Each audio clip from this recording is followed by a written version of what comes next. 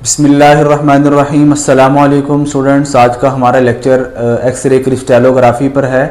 Last lecture में हमने computational biology को स्टार्ट किया था, उसका लास्ट पोर्शन थोड़ा सा रह गया था, आइए उसको डिस्कस करते हैं। सबसे पहले अगर हम ये देखें कि साइंटिस्ट डिफरेंट प्रोटीन का स्ट्रक्चर को आइडेंटिफाई करते हैं कंप्यूटेशनल बायोलॉजी को या डिफरेंट टूल को यूज़ करते हुए, और उनको पता लग जाता है कि अगर कोई प्रोटीन की फोल्डिंग या 3D स्ट्रक्चर ख़राब हो जाए तो उस ख़राबी की वजह से जो उसका फंक्शन है वो डिस्टर्ब हो जाएगा। यही वजह बनती है इन 3 डिजीज़ में, cystic fibrosis, Parkinson disease and Alzheimer disease में। ये जो 2 डिजीज़ हैं ये CNS की है, और सिस्टिक फाइब्रोसिस जो है ये लंग्स वगैरह को अफेक्ट करती है। इन तीनों में ऐसा होता है कि जो प्रोटीन होती है उसका 3D स्ट्रक्चर अच्छे तरीके से नहीं बनता, मतलब उसकी फोल्डिंग अच्छे तरीके से नहीं होती, जिसकी वजह से उनकी फंक्शनिंग में जो है वो ख़राबी आ जाती है। तो प्रोटीन का जो फंक्शन होता है वो 3D स्ट्रक्चर पर डिपेंड करता है कि उसकी फोल्डिंग बेहतर होगी तो वो अपना फंक्शन करेगी, अदरवाइज वो फंक्शन नहीं करेगी। तो structural biology by using computational biology, scientist ये पता लगा लेते हैं कि किस जगह पर चेंजिंग आ रही है, और वो प्रोटीन जो अच्छे तरीके से बेहतर काम नहीं कर रही उसका 3D स्ट्रक्चर कहाँ से ख़राब हुआ है, या वो कौन से स्टेप्स हैं जो जिनकी वजह से 3D स्ट्रक्चर ख़राब हो चुका है। तो ये बात लिखी हुई है, the function of the protein depends on correct folding of the protein into 3D structure.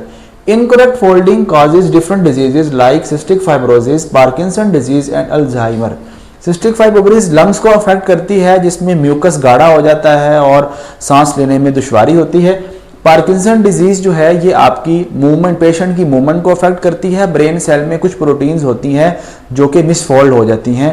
इसी तरह अल्जाइमर डिजीज़ में थिंकिंग और मेमोरी डिस्टर्ब होती है, जो कि ब्रेन सेल्स में कुछ प्रोटीन की मिसफोल्डिंग की वजह से होती हैं। तो ये कुछ लास्ट टाइप वाला जो हमारे पास कुछ टॉपिक्स थे, उनमें से ये लास्ट रह गया था। आज हम स्टार्ट करेंगे, जो नेक्स्ट है वो एक्सरे क्रिस्टलोग्राफी है। Basically this technique was developed by 2 scientist, a team consist of father and son, William H. Bragg and William L. Bragg. ठीक है, Lawrence Bragg and Henry Bragg ये फादर और son थे जिन्होंने इस टेक्निक को develop किया था, और 1950 के अंदर इन्होंने नोबेल प्राइज भी इनको मिला था फिजिक्स में। बेसिकली जिस प्रोटीन का हमें स्ट्रक्चर आइडेंटिफाई करना हो उसका पहले हम क्रिस्टल बनाते हैं, और क्रिस्टल बनाने के लिए मेथड है पूरा। हम पहले ये देख लेते हैं जी क्रिस्टल कैसे बनाते हैं, फिर हम इसको डिस्कस करेंगे। तो पहला स्टेप है क्रिस्टल बनाना। हम प्रोटीन को सबसे पहले प्यूरिफाई करते हैं। प्यूरिफाई करने के बाद उसको स्पेशल सॉल्यूशन में डाला जाता है, और इवन वीक तक और इवन डेज तक उसको हम जो है वो डिफरेंट प्रोसेस से गुजारते हैं। उसमें एक प्रोसेस ये है कि हम उसके अंदर सॉल्ट डालेंगे, डिफरेंट सॉल्यूशन डालेंगे, और उसको हम शेकिंग इनक्यूबेटर पर रखेंगे ताकि उसके क्रिस्टल्स अच्छे से बन जाए। देन उसको प्यूरिफाई कर कर उसके क्रिस्टल्स बन जाते हैं। तो ये बात लिखी हुई है कि टर्निंग अ purified protein into solid crystals. और सॉलिड क्रिस्टल का फायदा क्या होता है कि एक रेगुलर पैटर्न बन जाता है। होता ये है बेसिकली कि मेरे पास लेट्स सपोज एक प्रोटीन है, प्रोटीन इस शक्ल में होती है, इसके जो एटम्स होते हैं वेरी क्लोज होते हैं, लेकिन जब हम उसका क्रिस्टल बनाते हैं, जिस तरह ये क्रिस्टल है, ये क्रिस्टल है, तो उसके अंदर जो प्रोटीन होती है वो इस शेप से इस स्ट्रक्चर में आ जाती है, मतलब वो फिक्स हो जाती है, उसके एटम जहां पर है वहां पर ही रहते हैं। तो एक 3D स्ट्रक्चर को ऑब्टेन करना बड़ा इजी हो जाता है, that's why we make crystals.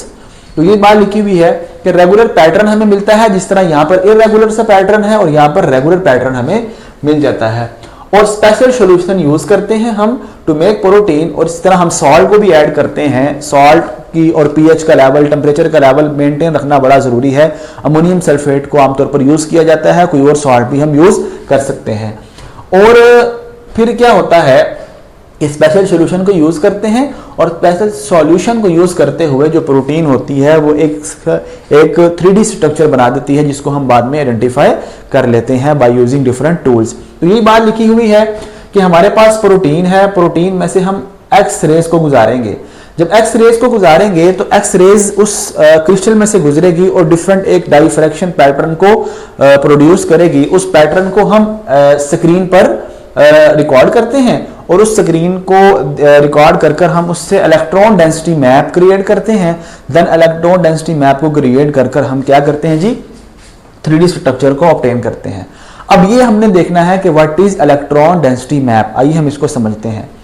सबसे पहले आपने याद रखना है कि जब हम इसमें से एक्स रेज को गुजारेंगे तो एक्स रे इस क्रिस्टल में से डाइफ्रैक्ट होकर डिटेक्टर पर एक पैटर्न बनाएंगी इलेक्ट्रॉन्स का। अब ये क्या होता है जी, इसको हम सिंपल वर्डिंग में समझते हैं। लेट्स सपोज ये मेरे पास स्क्रीन है। अब जैसे ही इसमें से हम एक्स रेज को गुजारेंगे तो एक्स रे इस तरह ना डाइफ्रैक्ट होना शुरू हो जाएंगी। इस तरह कुछ यहां पर जाएगी, कुछ सीधी चली जाएगी, कुछ इस तरह आ जाएगी। अब जब इलेक्ट्रॉन्स जब एक्स रेज प्रोटीन के साथ टकराती हैं तो हमें ये बात पता है कि प्रोटीन के अंदर एटम है और एटम के अंदर इलेक्ट्रॉन्स हैं। जिस जगह पर प्रोटीन ज्यादा होगी वहां से ज्यादा डाइफ्रैक्शन होगी। इसको हम ऐसे समझते हैं कि लेट्स सपोज जब हमने इसमें से एक्स रेज को गुजारा तो इस एरिया में बहुत ज्यादा प्रोटीन की क्वांटिटी है। जिस जगह पर प्रोटीन की क्वांटिटी ज्यादा होगी वहां से बार बार जो है वो एक्स रेज निकलेंगी, बार बार एक्स रेज निकलेंगी, बार बार जो है वो एक्स रेज निकलेंगी, जिसकी वजह से वहां पर जो स्पॉट बनेगा वो बहुत इंटेंस बन जाएगा, शदीद बन जाएगा, मतलब बोल्ड बनेगा।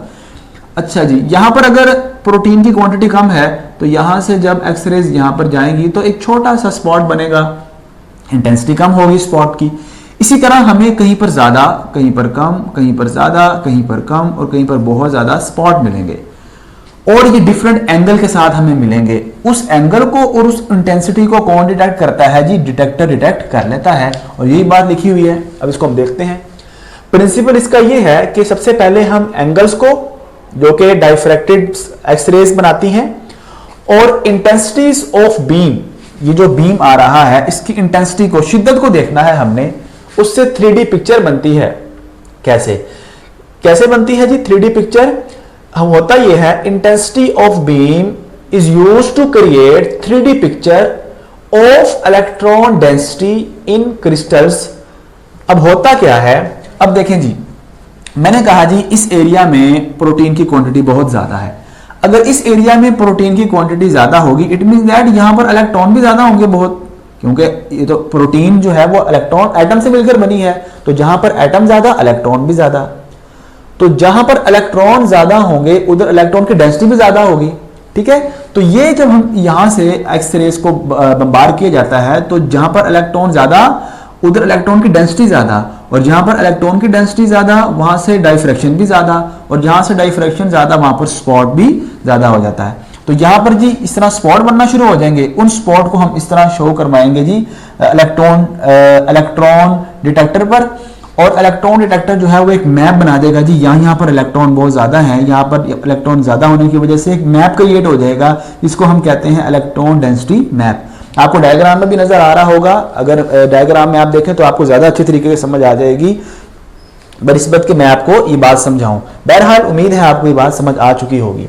तो क्रिस्टल में से हमने जो है वो एक्सरेज को गुजारना है, डाइफ्रैक्शन होगी डिफरेंट एंगल के साथ, डिफरेंट एंगल बनते हैं यहाँ पर। तो जो है वो डिफरेंट एंगल के जरिए फिर हम ब्रैग्स लॉ होता है वो लॉ को यूज करते हुए हम इलेक्ट्रॉन डेंसिटी मैप बनाते हैं और उस मैप को फिर 3D स्ट्रक्चर में कन्वर्ट कर लेते हैं। तो ये बात उम्मीद है आपको समझ आ गई होगी।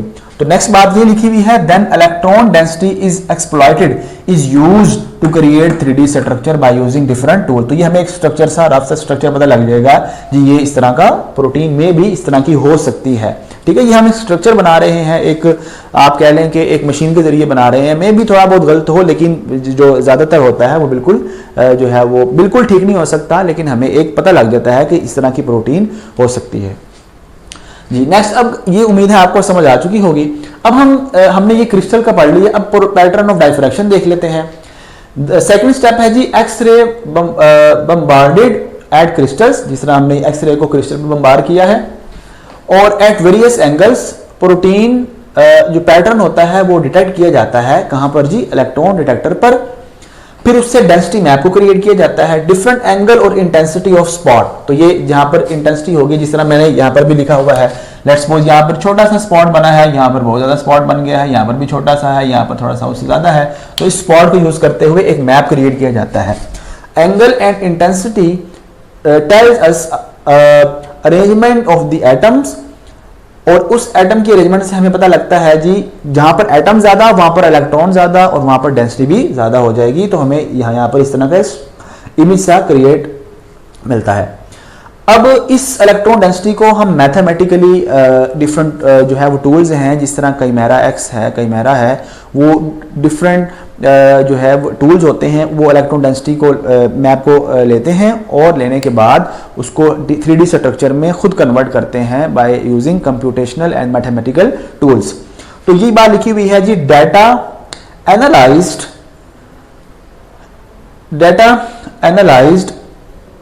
mathematically by computational programs and that program convert that data into 3D structure।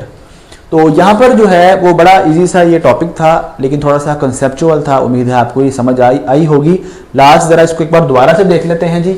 हमने सबसे पहले ये देखना है जी कि प्रोटीन जो होती हैं उनके अंदर, उसके अंदर अरेंजमेंट ऑफ एटम कैसे है, उसकी शेप कैसे है, उसका 3D स्ट्रक्चर कैसा है। तो हमने क्रिस्टल बना लिया।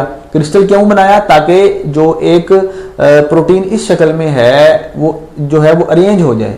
फिर उसमें से एक्सरे को गुजारा, एक्सरे को गुजारने के बाद वो डिफरेंट पैटर्न्स में कन्वर्ट हो गई, और डिफरेंट पैटर्न्स जो है वो हमने इलेक्ट्रॉन जो डिफरेंट पैटर्न्स थे वो हमने स्पॉट के डिफरेंट पैटर्न देखे, फिर उसको इलेक्ट्रॉन डेंसिटी में कन्वर्ट किया और इलेक्ट्रॉन डेंसिटी ने हमें एक इमेज बनाकर दे दिया।